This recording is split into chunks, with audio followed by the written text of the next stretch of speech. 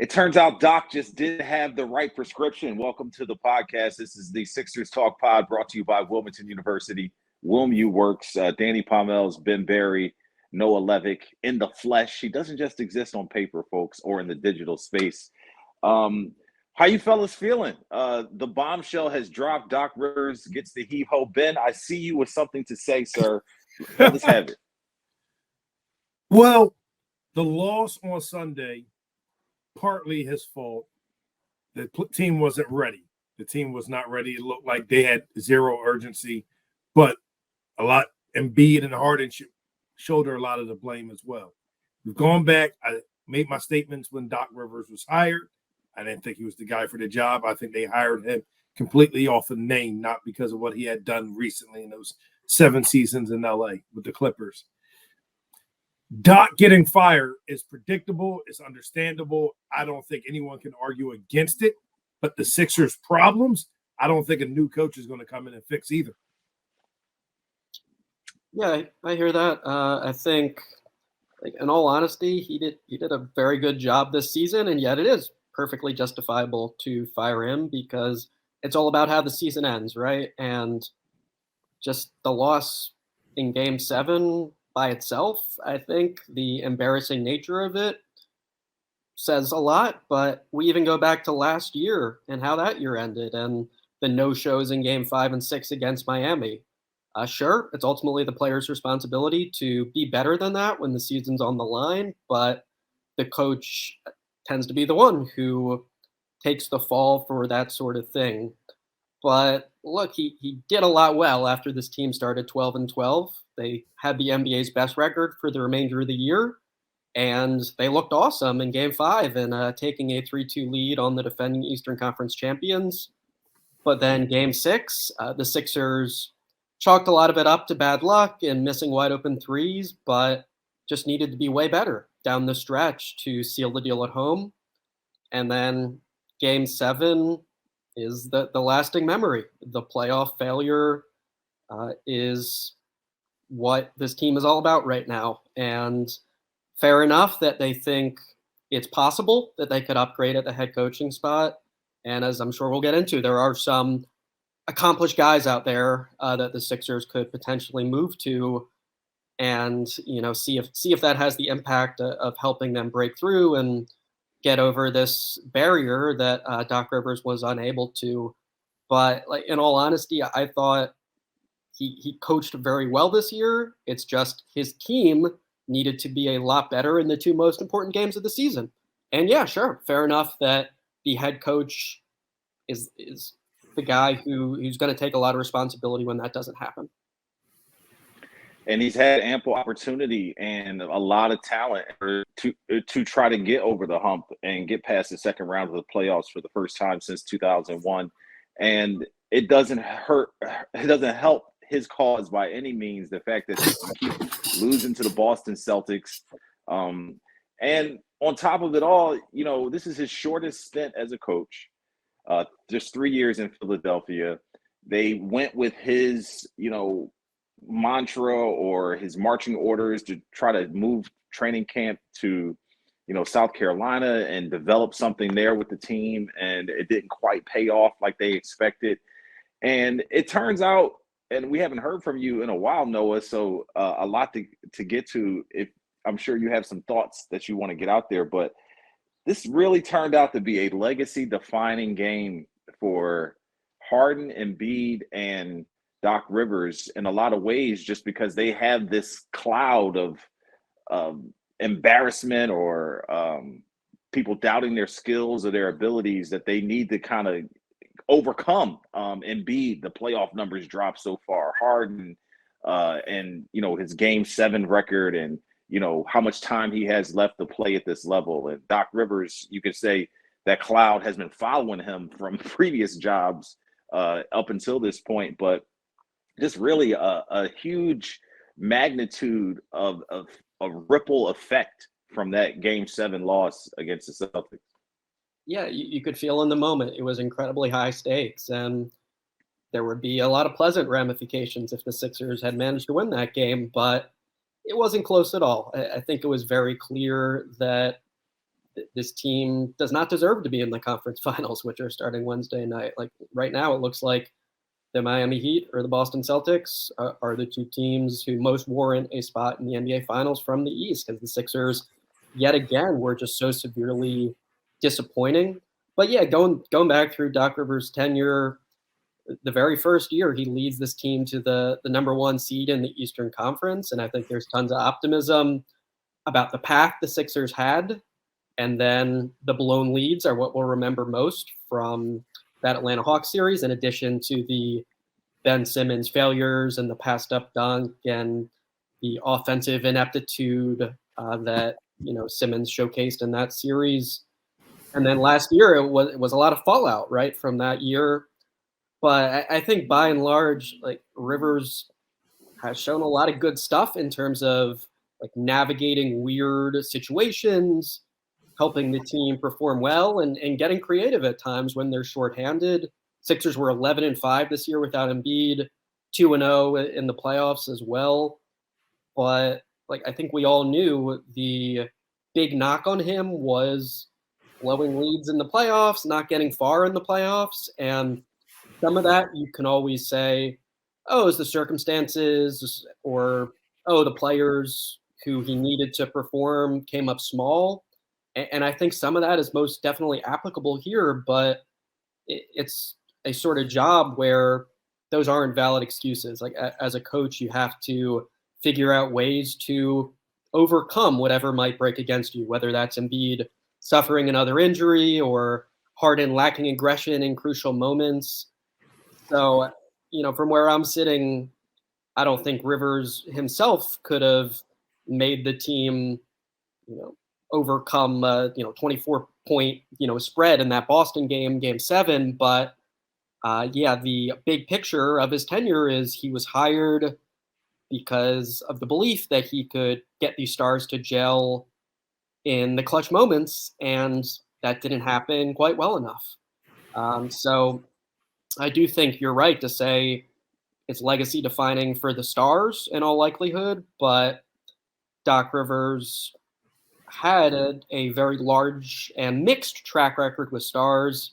The Sixers took an optimistic slant on that, and though there were clearly promising signs, Embiid led the league in scoring, Harden led the league in assists, the pick and roll was dynamite. It's always been about the playoffs, and if you don't win in the playoffs, it's harsh, but you're a failure in this league when you have championship aspirations, like the Sixers very openly said they did. Bro, it's just one of those moments where you're frustrated as a Sixers fan because this is such old hat. You've been here so many times, and you're trying to probably see the glass half full at this point. You're probably a little embarrassed to wear your gear around town after that type of loss. But when you look back on what Doc Rivers brought here, there was some progress in some areas. I think most fans are frustrated by the fact that he kind of overpromised and underdelivered, and not necessarily promising that the Sixers would get past the second round, but he carried that air that they were a team that was better, a team that had more in the tank than past, and they don't get over the hump. He ends up being left holding the ball.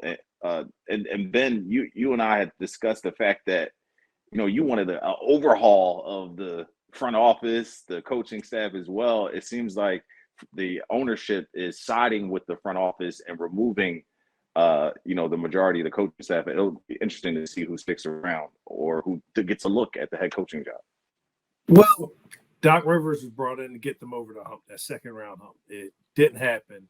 And I said, Noah echoed it. Like, although, again, they made the playoffs and in game 7 in the second round, you could find cause and a justifiable reason to fire him.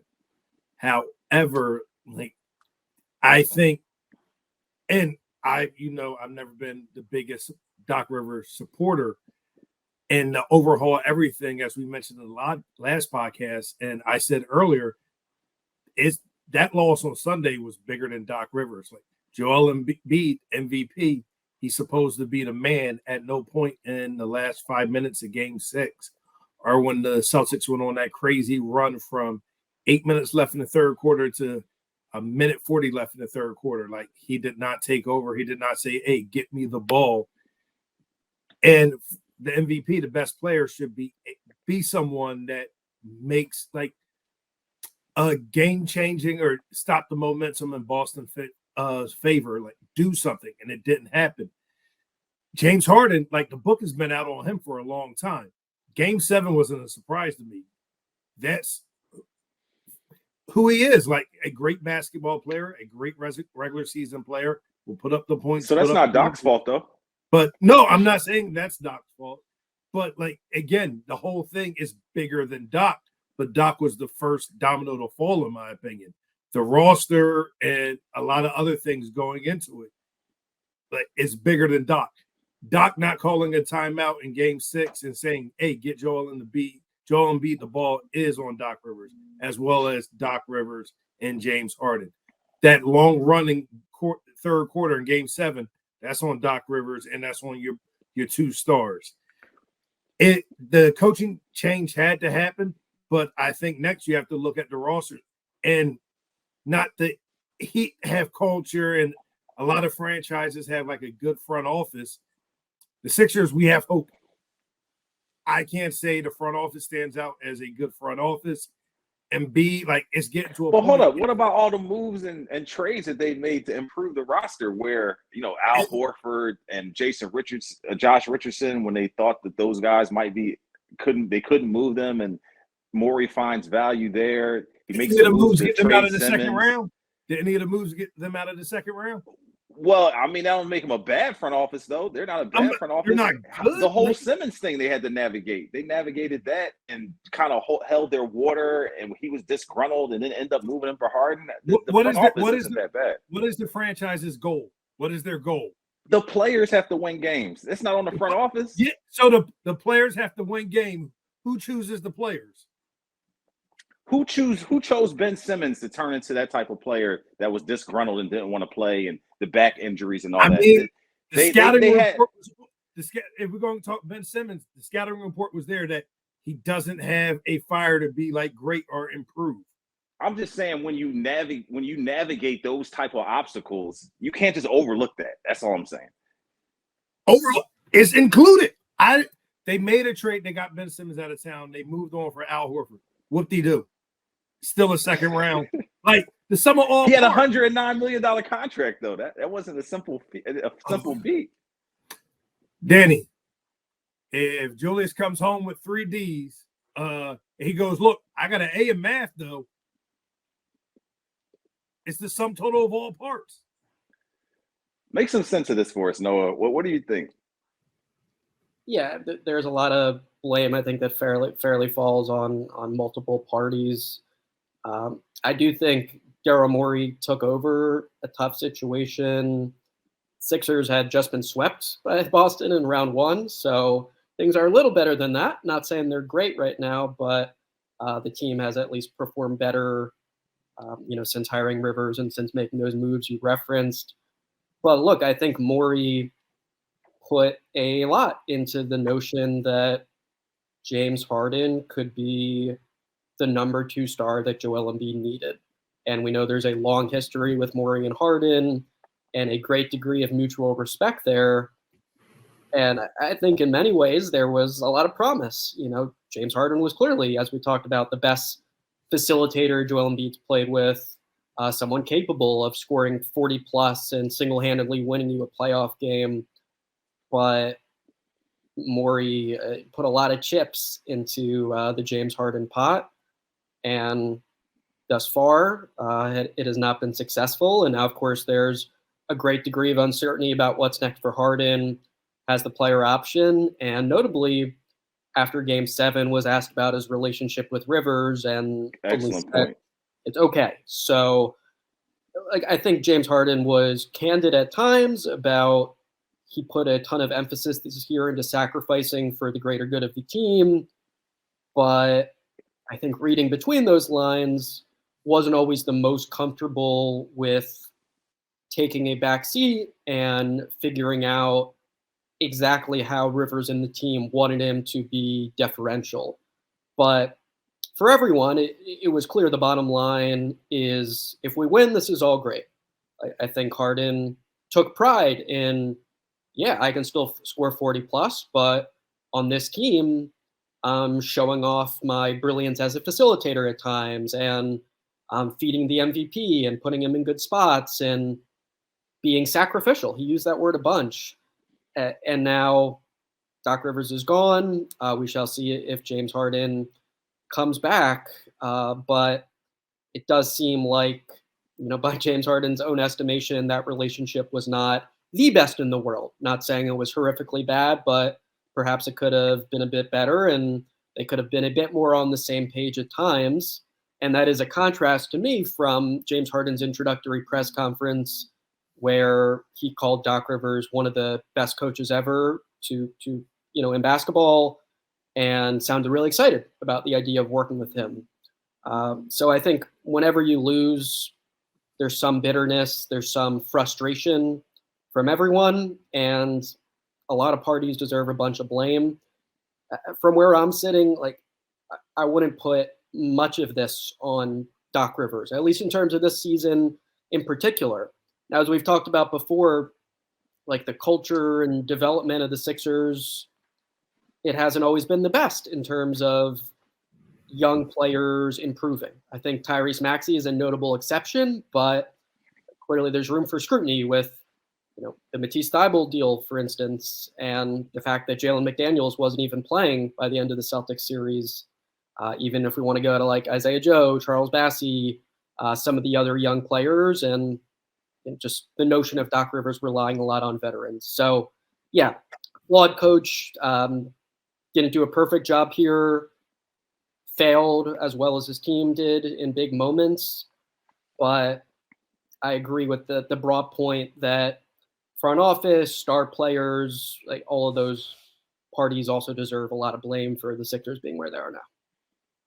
You mentioned the Harden thing, and to me, that's a great point to make, because if Harden feels any type of way towards Doc Rivers and you want to entice him to come back to the team, how can you bring Doc Rivers back if he's being indifferent about just a simple question about how their relationship is or how they relate to each other? So that was a gigantic tell to me that Harden, yeah, sure, it's after Game 7, he's frustrated, a lot of going on, but at the same time, if he's having any, butting heads with Doc Rivers, how can you entice Harden to come back if you're saying that Doc Rivers is going to be the coach again? Then he probably wouldn't want to rehash that for another season.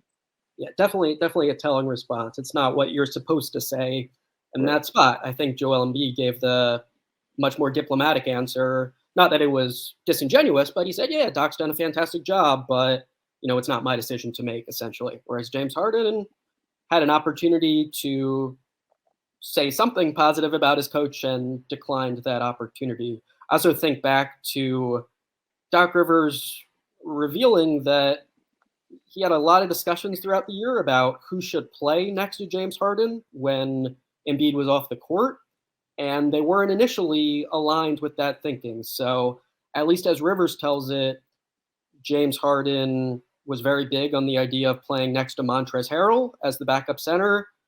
And over time, again, Rivers' recollection, the Sixers sort of convinced him that, no, we need more defense. We need more athleticism in that unit. And yeah, you can trust Paul Reed. Paul Reed's going to do a decent job here, and we don't need to lean on Harrell, who you've played with before.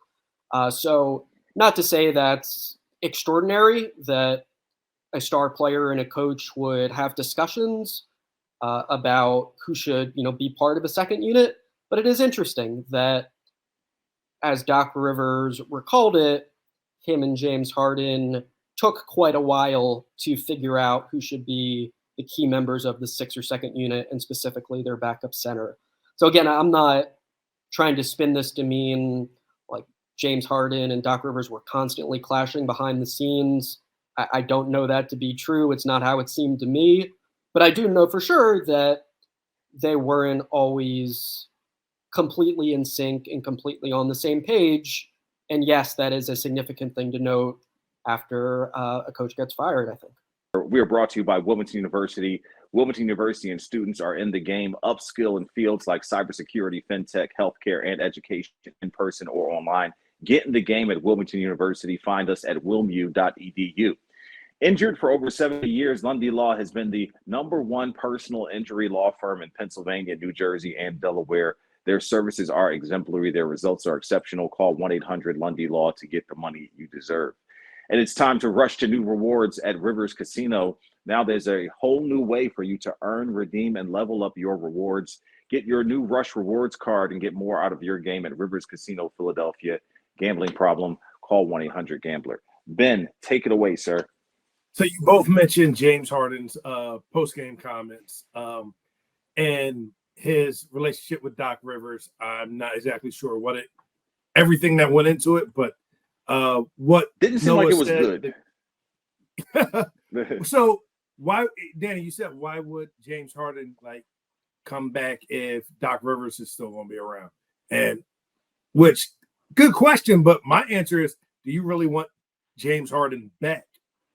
And the other thing I noticed that's also, but there's no possibility even bringing him back if Doc's here. So, and I'm completely okay if he walks. The other thing that happened in the post game that we didn't see because we were recording a podcast after the game, and we all agree the loss wasn't completely on Doc. I think we all agree on that point. And when Doc came in, and they moved on for Brett Brown, we talked about accountability and things of that nature. Joel Embiid's post-game press conference, the comments, a lot of it that was clipped looked really awful. The full context of it didn't look any better. That looked like someone that wants to be the man, but when things fell apart, didn't take any accountability.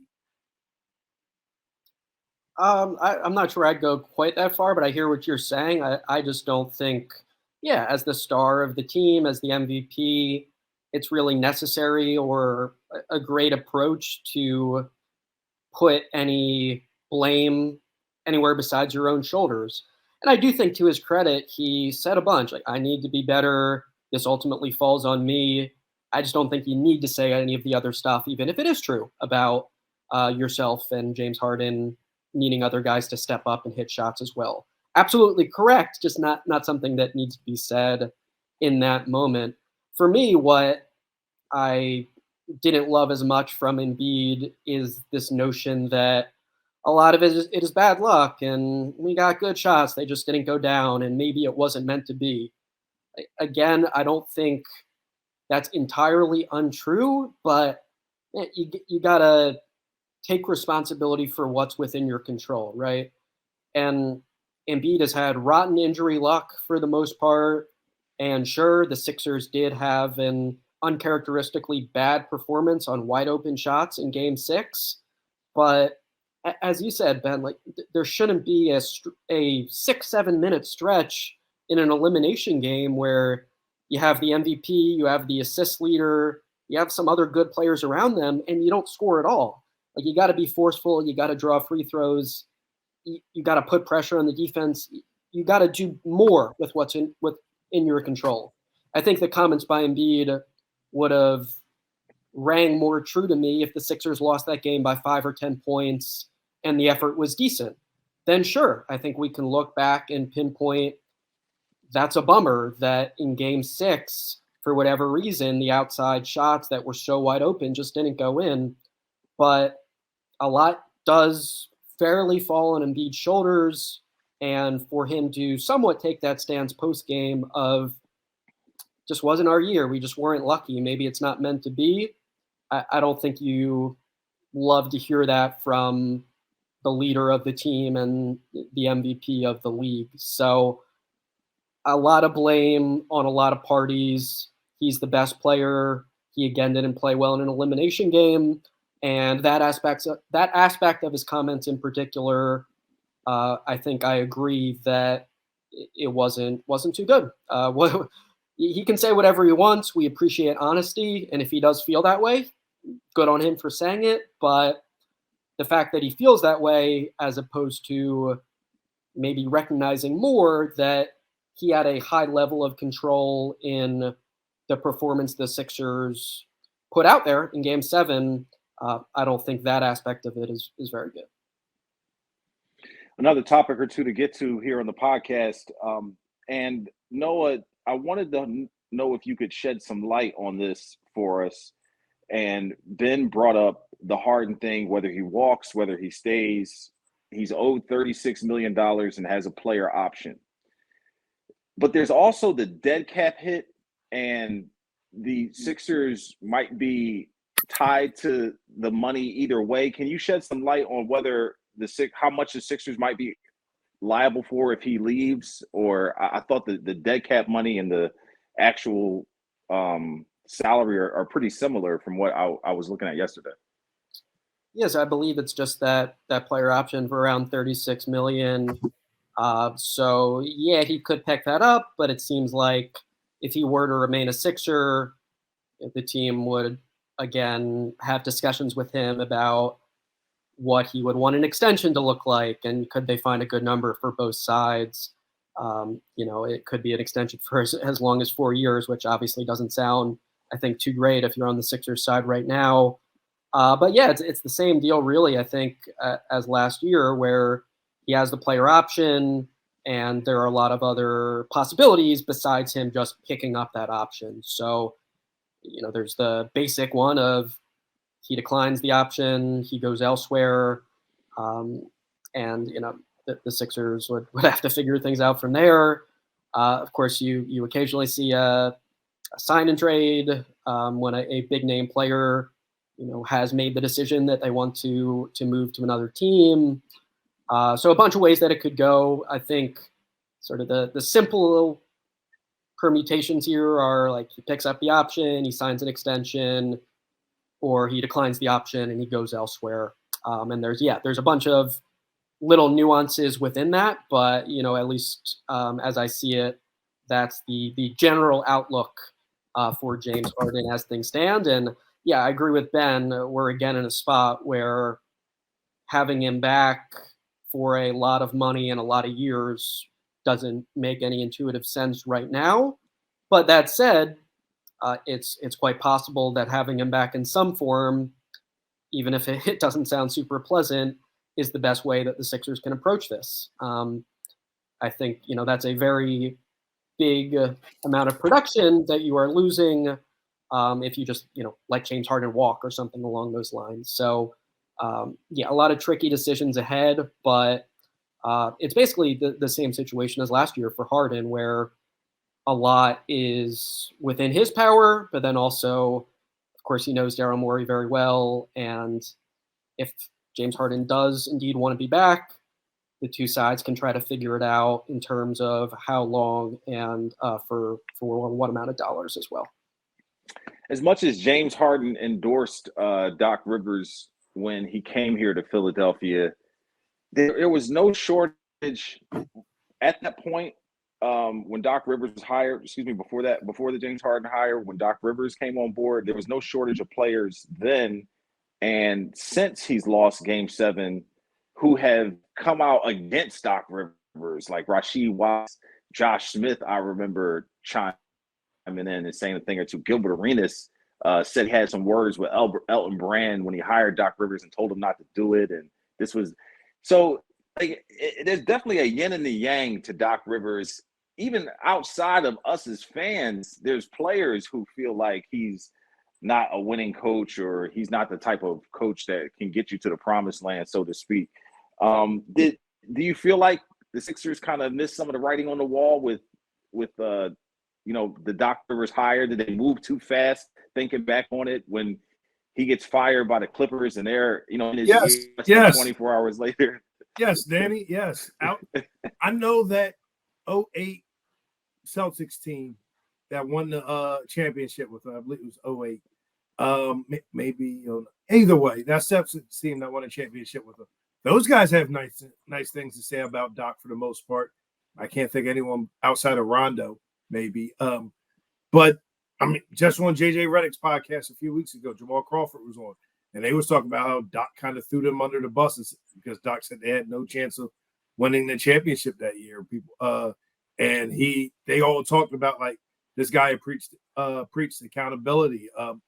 You have the Paul George. You mentioned some of the other players. I think they missed the writing on the wall. They made the decision they made anyway. I think this is a great time to thoroughly think about who they can hire and not just get someone that was just recently fired or that might be a good PR move on the surface. Someone that can coach up the young guys, implement a system and a culture here that can work going forward. That's what I think they can do. But yes, I think they miss the writings on the wall.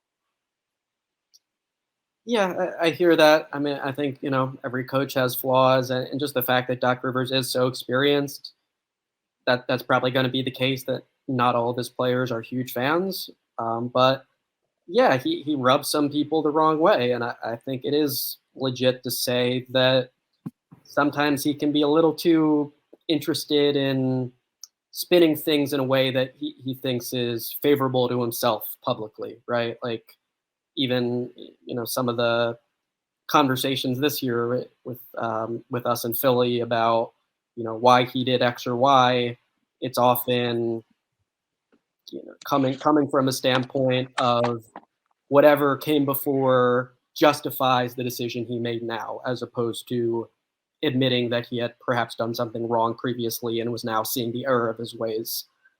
So yeah, I think that's fair enough to say that he has some problems that they could have identified and used as reasons not to hire him. Initially in that process, Ty Lue was seen as a strong candidate to replace Brett Brown, and who knows where the Sixers would be now if they'd gone that direction instead. Now they have some interesting possibilities.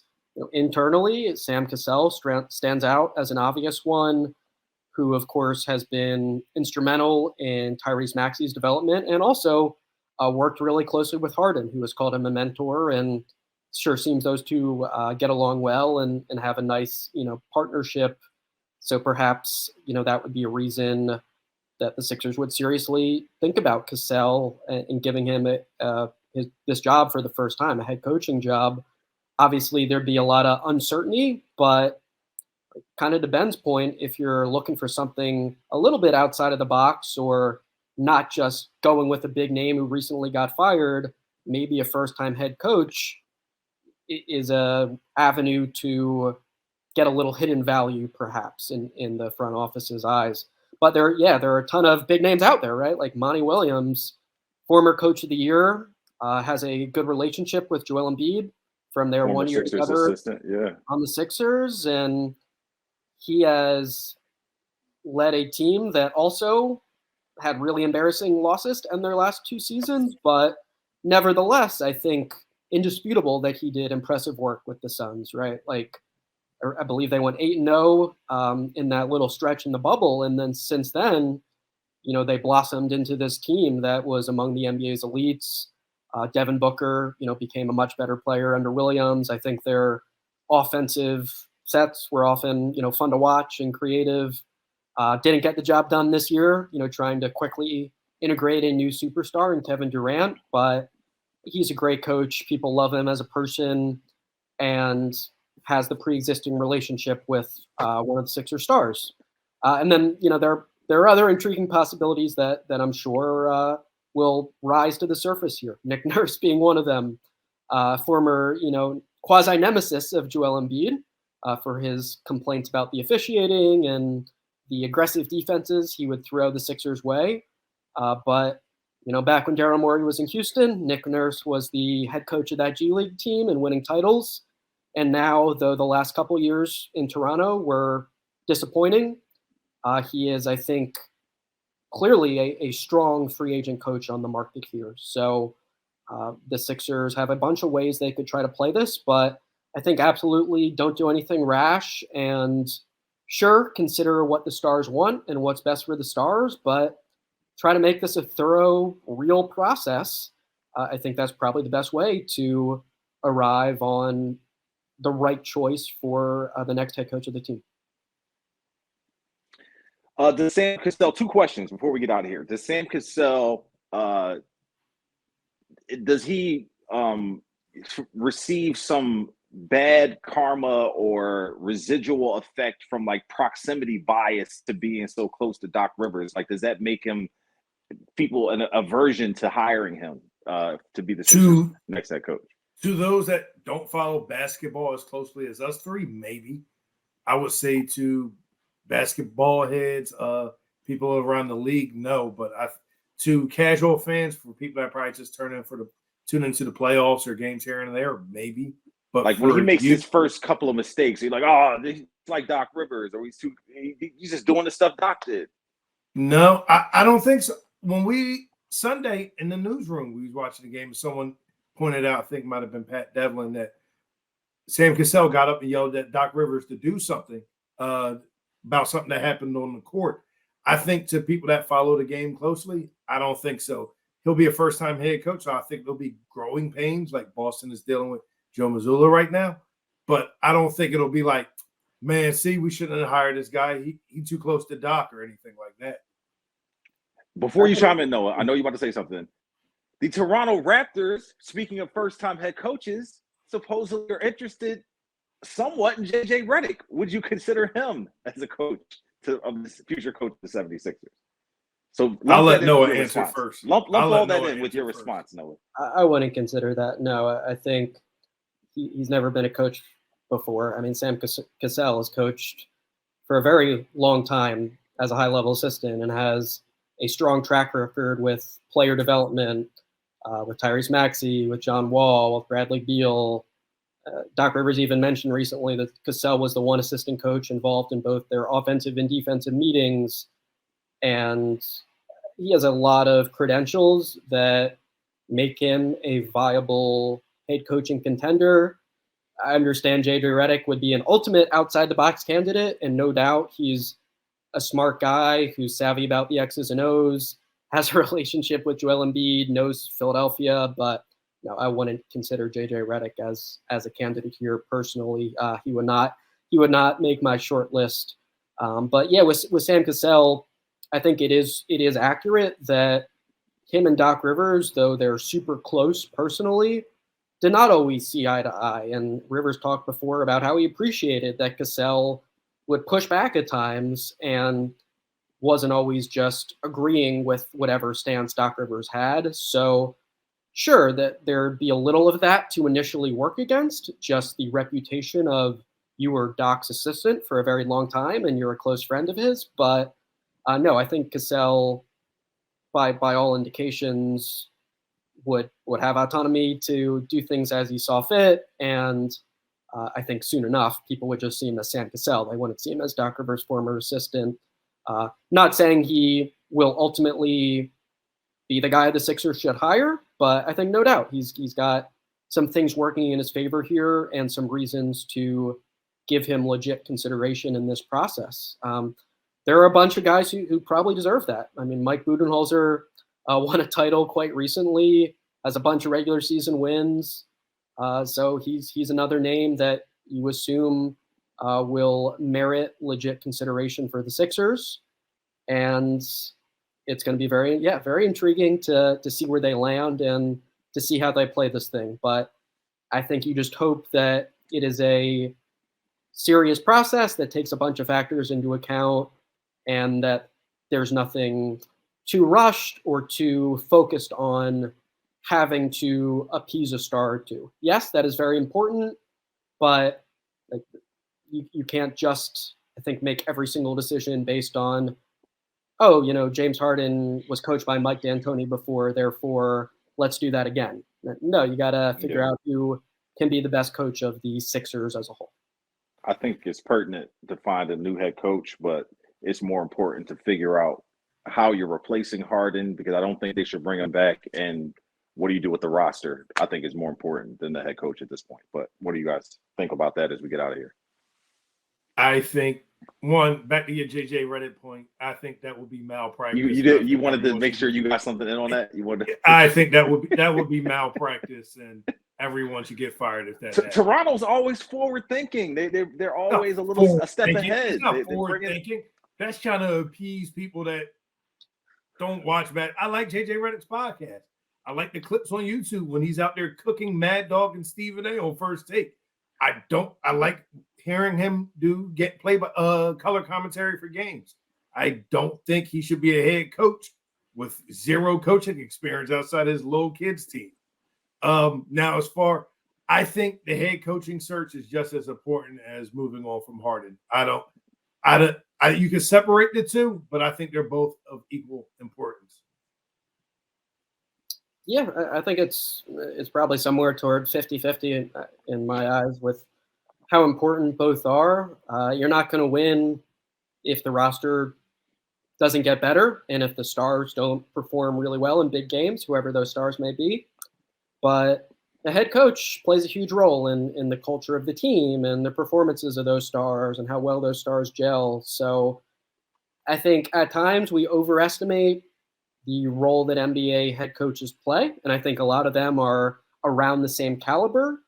But in a situation like this, where the franchise is at a major time of transition, seemingly, you do need to make a very good hire with whoever's next to lead this team. So no doubt, big decisions ahead, both roster-wise and coaching-wise. But yeah, fair enough that the coaching one is now the one in, the decision in the spotlight, and we'll see how the Sixers play it. Next season, is Doc Rivers a coach or analyst? Pick one. Analyst, but neither. But if I had to pick one of the two, analyst. Oh, take some time off, you think? What do you Yes. think? No. I think I lean toward the same, taking time off. I know he's actually recently talked about just being more appreciative of the little things in his life and his family and all that good stuff. So yeah, perhaps next season, that's where his mind is. I'm sure teams with vacancies will have interest, and that would be understandable. But I think my gut feel to that question is, yeah, he's not leading, the Milwaukee Bucks or one of these teams with an opening. I think it would be fascinating if we got another Doc Rivers broadcasting stint to see what he had to say about the Sixers and the league at large. But I think in all likelihood, he will not be on an NBA bench or behind an NBA microphone next year.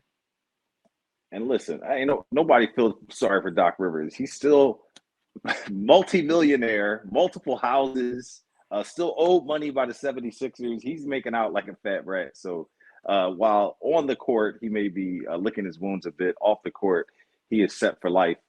Like Ben Barry is set for life, right, Ben? Yeah, no, I'm not set for life. I'm poor, man. Ain't no decorations in this room right now. Before we get out of here, it's just one thing I came across yesterday. What's that? Joel Embiid is the only MVP in history not to make it to a conference finals. I know he has a lot of career left, but that's something to think about. We'll leave you with that, folks. Thank you for listening to the Sixers Talk podcast brought to you by Wilmington University. WilmU Works for Ben Barry and Noah Levitt. Good to have your voice and face back on the podcast. Be sure to check out his work on NBCSportsPhiladelphia.com. I'm Danny Pomels. Thanks for watching and listening. We'll see you next time.